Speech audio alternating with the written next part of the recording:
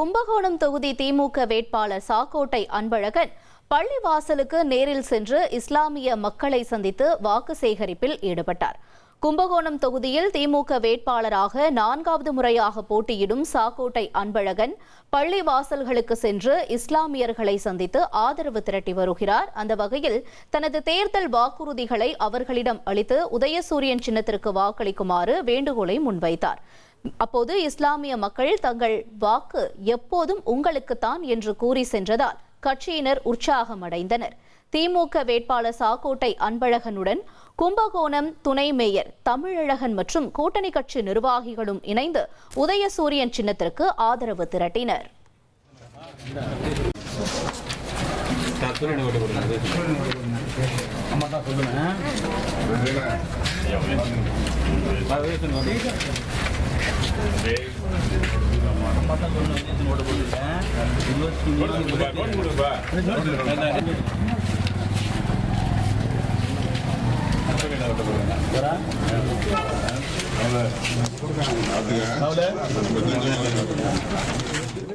ஒரு கோடியே 28 லட்சம் மனங்களை வென்ற தந்தி டிவி யூடியூப் சேனல். தவிர்க்க முடியாத தம்ப்நெயில், கலக்கலான கான்டென்ட்ஸ். நீங்களும் இந்த குடும்பத்தில் இணைய இப்பவே சப்ஸ்கிரைப் பண்ணுங்க.